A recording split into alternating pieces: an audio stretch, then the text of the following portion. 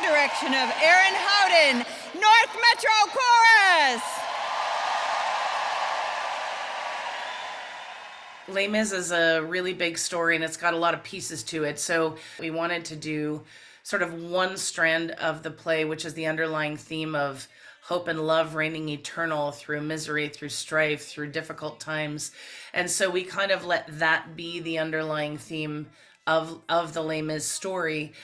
So we opened with At the End of the Day. That was a June Dale chart, as well as I Dreamed a Dream, which was the ballad we did, which we loved. And then we kind of we sort of tried to form it in a bit of an emotional ride, because the play itself can be heavy in its emotional feel. And I wanted something that had a little bit more lift in it.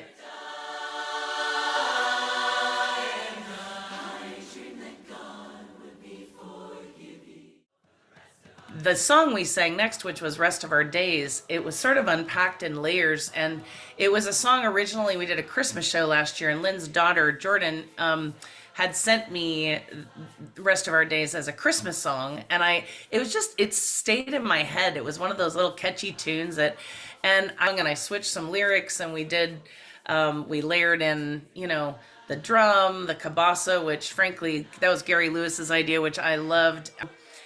We actually had someone who come in who knew how to play it, and then I thought, oh, would it be so great to have a violin? And this year, somebody joined the chorus. Oh, by the way, I play the violin. So everything just sort of layered beautifully. It was really, it was a godsend. Like, honestly, it just happened at the perfect time, all of it.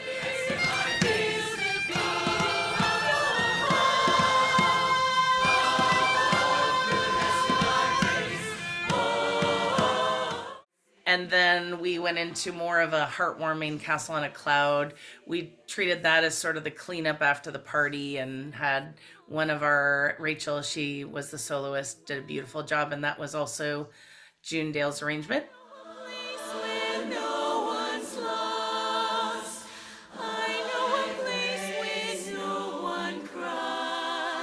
Then we went from there right into the death scene of Fantine, which was Suzanne McKinley, who did a solo piece.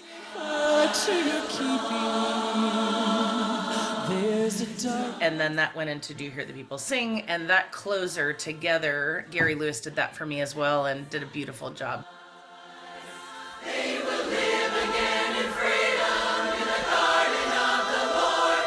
They will walk behind the plowshare. They will cut away the sword. The chain will be broken and all will have their reward. So that when you're in the audience, what you want to do and affect choreographically is you want to see what you hear. So both rhythmically, from a melody line, like the emotional line of the music, you want to be able to see what you're hearing. So I tend to kind of go at it from that perspective, lyrically, but also musically. And the arrangements offer up, I like arrangements that have active lyric that can grab onto opportunities visually.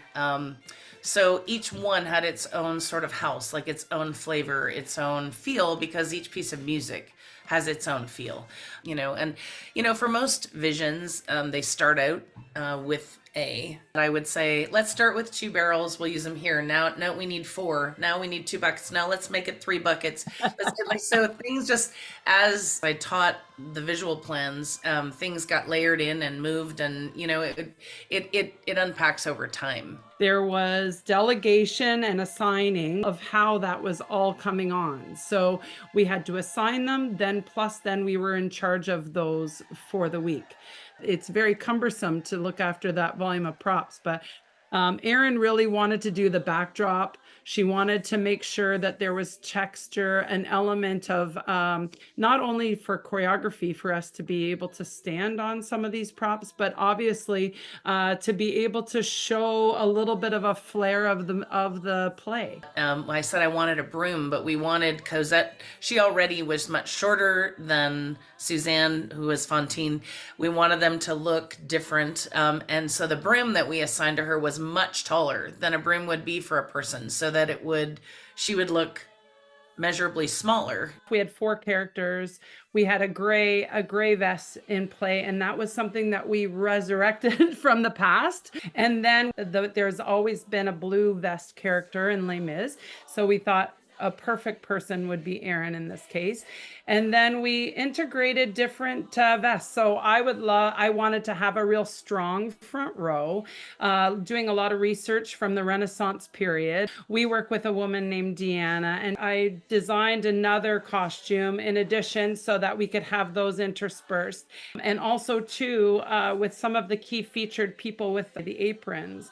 Those were made by an internal person, Sandy. She did a fantastic job, but it was from fabric from a previous set. And we were able to still keep that unity. So people didn't really know that they were dressed differently until they came out. Suzanne, which is Fantine in our case, has to have wings. So we got her to design wings where she could raise up her arms, but it also looked like the same blouse like everyone else. So when she tore off her vest, then she became her own unit. We added flowers for her because she was the mom. And then Rachel being Cosette, we had just a headpiece, but no one else had hair pieces.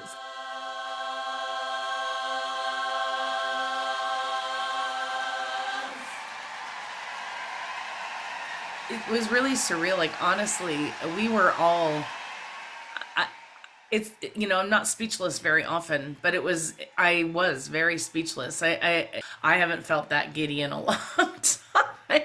I was in tears after. It was just overwhelming. When you love what you're singing, we were all really excited about putting that all on stage. So when doing it and we're like, oh my gosh, we did it. It was tons of work. Going through all of that process and loving what we're doing, we were excited to share it. I can't tell you enough about that. And, and especially winning the most entertaining award. That was the first ever we have ever received. And we never won that before. That was a shock because, and the chorus was so proud of that. Everyone wore their ribbons that night, and the scores are wonderful. But when an audience says, that you gave them something, that it was different or more, the outstanding thing that they saw that day that they wanted to recognize, that is like someone gifting your art. It's like someone showing gratitude, and that meant a lot to us. But we were so grateful that people appreciated it. It was a labor of love for sure.